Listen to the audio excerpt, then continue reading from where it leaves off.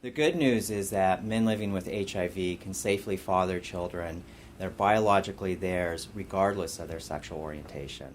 Through the advances of HIV treatment and care so that we can get viral loads down to undetectable in our men, we've learned that the transmission of HIV through intercourse gets to be almost zero risk. So men now, if they are on long-term HIV medications, have an undetectable viral load, haven't changed their medications for 6 months, and don't have any other sexually transmitted diseases, they are able to conceive children.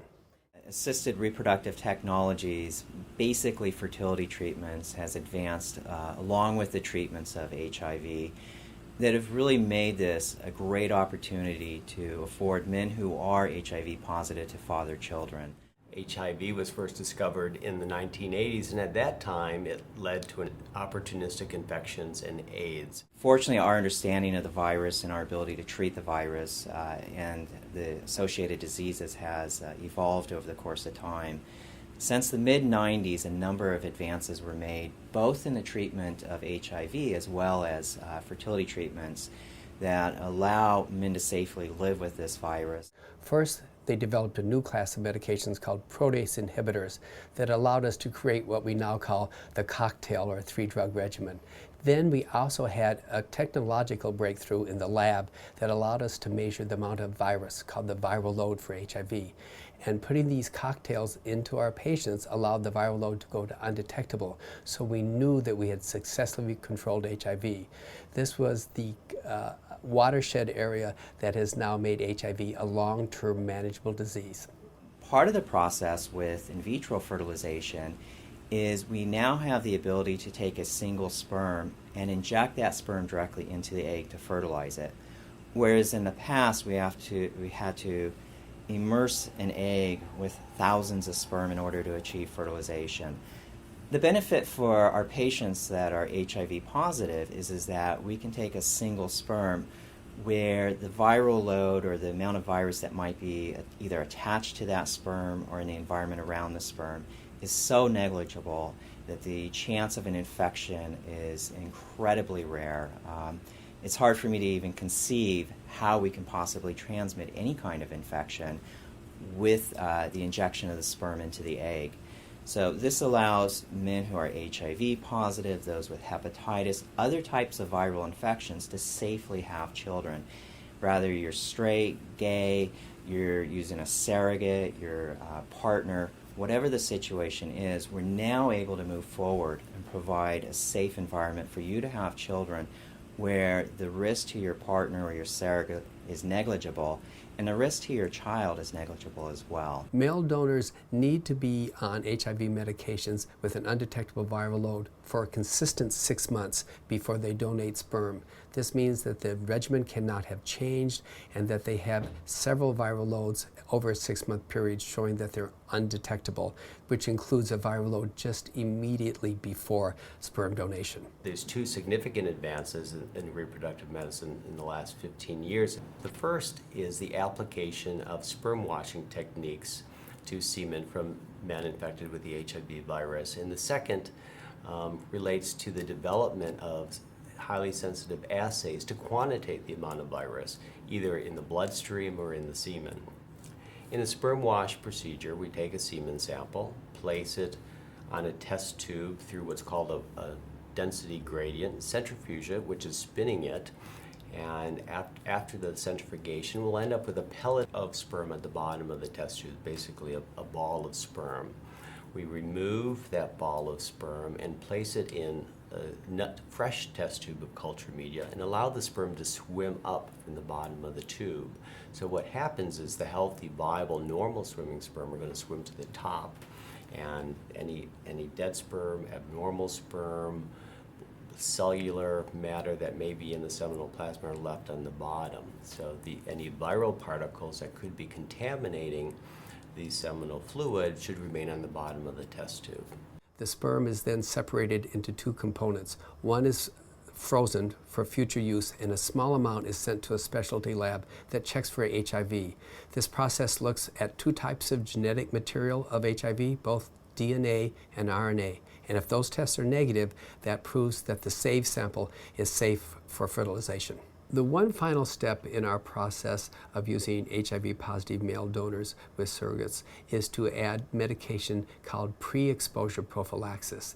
Studies have been done on using HIV medications in serodiscordant couples, meaning one's positive and one negative, in which the medication is taken by the negative partner on a daily basis to reduce the risk of accidental HIV transmission. Studies to date shows that the rate of transmission is reduced by 60 to 70% in the general population, but in a population that takes it more consistently, it's probably closer to 90%. The application of assisted reproductive techniques to men with HIV have been developed to minimize the risk of transmission, and we know that through acts of unprotected sexual intercourse, the risk of transmission of virus to the recipient has been estimated between 1/100 to 1/1000 unprotected acts of sexual intercourse. In the worldwide literature today, there have been over 5,000 treatment cycles reported, and no one has demonstrated a case of infection in the recipients of those washed sperm samples. We will be using HIV medications in a pre-exposure prophylaxis manner to add one layer of security that HIV cannot be transmitted to the surrogate. National studies include those from the United States and those from the Netherlands now calculate that a man 25 years old who has just picked up HIV has a life expectancy of at least an additional 51 years beyond the age 25, which puts him at a normal life expectancy. Not only can they enjoy a long life on antiretroviral therapy, but they can have their own biological child through the application of assisted reproductive procedures. We know that combination antiretroviral therapy will significantly decrease the viral load in their blood, and we have specific assays today that can measure the presence or absence of viral particles in the semen, and we can utilize those viral-free semen samples in assisted reproductive procedures such as insemination, IVF, which provides men with HIV a real, genuine possibility of having their own biological child. Because we now have a prolonged life expectancy for those who are HIV positive, the interest in HIV positive men becoming fathers has increased because they now know that they can live a long, full life and care for their child, bring them up, watch them get married, and have grandchildren. For men with HIV today, the possibility of having their own biological child is very real and very possible, and safe for the recipient of the sperm. I met with a couple the other day in which the husband had become infected with HIV through a blood transfusion over 20 years ago.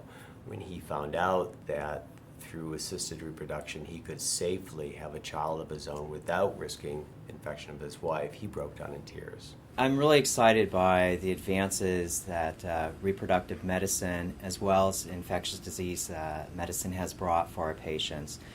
Those living with HIV can safely become biological parents.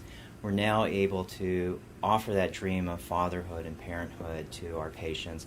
Whether you be gay, straight, HIV positive, HIV negative, it's really bringing our ability to offer equal opportunities to good people to become great parents. HIV, as I've alluded to, is now a long-term manageable disease.